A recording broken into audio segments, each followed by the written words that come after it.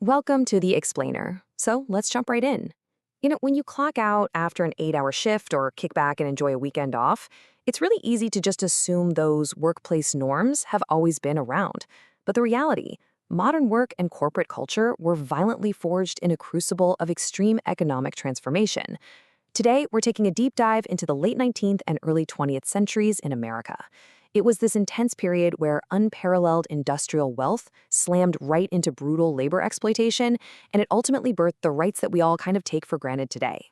Here's our agenda for this explainer. First, the rise of the industrial titans. Second, the science of mass production. Third, the human cost. Fourth, race and organized labor. Fifth, open industrial warfare. And finally, forging modern labor rights. Okay, to really understand how we got here, we have to look at the massive shift that happened right before the turn of the century. By 1890, a staggering two-thirds of Americans had become wage laborers. The whole nation rapidly transitioned from this decentralized agrarian farming economy into a highly centralized industrial powerhouse. The emergence of labor unions was a direct response to this brand new order, and it was an order that heavily favored the owners of giant corporations at the expense of individual everyday workers. Collective power basically became the only way to level the playing field. Section 1. Rise of the Industrial Titans, looking at corporate consolidation and monopoly. It's honestly hard to wrap your head around the sheer, unprecedented scale of these operations. To stabilize really volatile markets and maximize profits, industrialists used two main strategies. Standard Oil pioneered what we call horizontal integration, essentially buying up all their direct competitors until they controlled over 90% of domestic oil refining. On the flip side, Carnegie Steel and U.S. Steel utilized vertical integration. They just bought every single step of the supply chain. U.S. Steel didn't just make steel. They owned the iron ore in the Mississippi Range, the Great Lakes shipping fleets, the private rail lines, the whole shebang. The scale was just staggering. To put that into perspective, by 1900, Carnegie Steel alone was producing more steel than the entire output of Great Britain. Section 2. The science of mass production and the rationalization of labor. Now, you might be wondering, how did they actually manage these massive operations? This radical reorganization created a really stark contrast between two revolutionary management theories. On one hand, we have Taylorism, championed by Frederick Taylor. He introduced scientific management.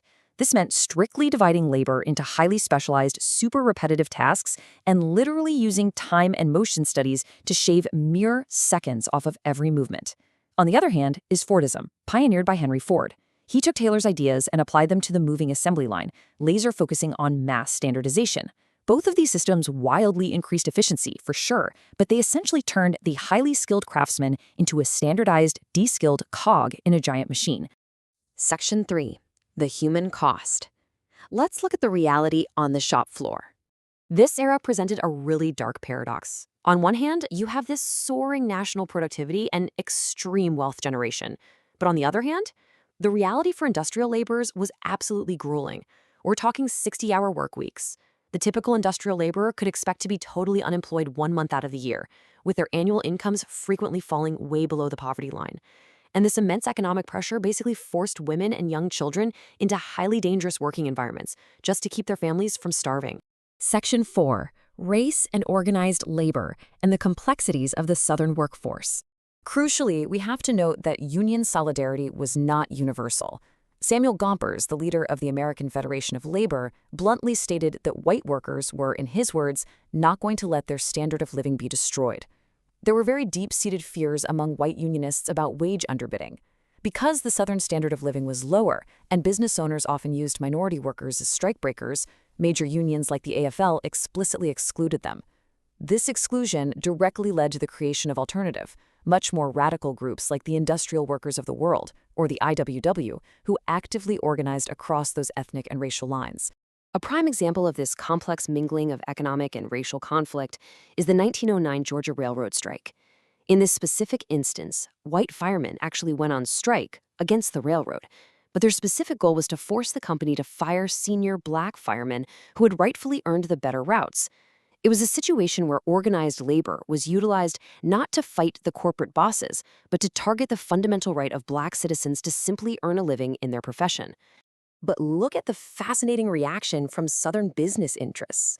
The Chronicle of Augusta actually warned that ousting efficiently working Black citizens was a dangerous social program. So while existing within a deeply segregated society, these business leaders totally recognize the absolute economic necessity of Black workers. They pushed back against the white unions because they understood that a prosperous Southern economy absolutely required the labor of its Black citizens. It reveals this highly complex web of mutual economic dependence that often completely contradicted the social prejudices of the time. Section 5. Open Industrial Warfare. Clashes between labor and capital. Looking at this era overall, we see a rapid succession of major violent clashes, from the Great Railroad Strike of 1877 all the way through to the Ludlow Massacre in 1914. Now, these weren't just peaceful picket lines with folks holding signs.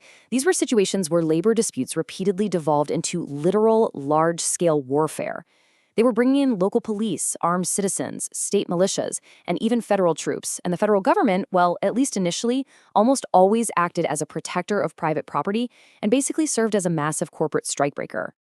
One of the most incredible moments of this era, though, was the 1912 Lawrence textile strike up in Massachusetts. When a state law reduced working hours, the mill owners simply cut the workers' pay to match. Seems unfair, right? Well, in response, 30,000 workers walked out. What's so amazing here is that this workforce was incredibly diverse. We're talking first-generation immigrants speaking dozens of different languages. And yet, united under the inclusive banner of the IWW, they actually managed to bridge those ethnic divides and secure a temporary wage increase of 15 to 20%, a real game changer. But the truly horrifying climax of this era of warfare occurred out in Colorado in 1914. During a brutal strike by the United Mine Workers against terrible conditions and total company town control, miners were evicted from their homes and had to set up tent camps. The Colorado National Guard, who were essentially acting on behalf of the mine owners, surrounded the camp, opened fire with a literal machine gun, and burned the tents to the ground.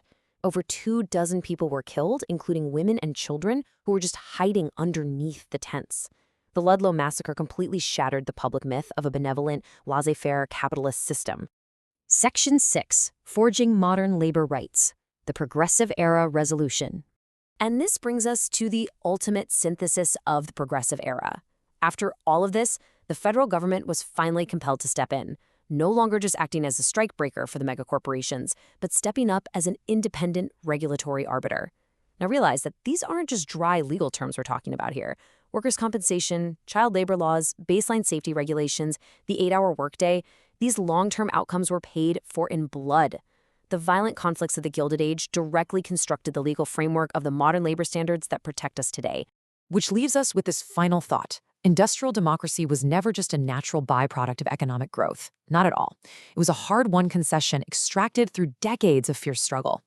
So today, as we face our own era of massive corporate consolidation, algorithmic management, and AI automation, we really have to ask, how do the sacrifices of those early industrial pioneers continue to shape the rights you expect in your workplace today?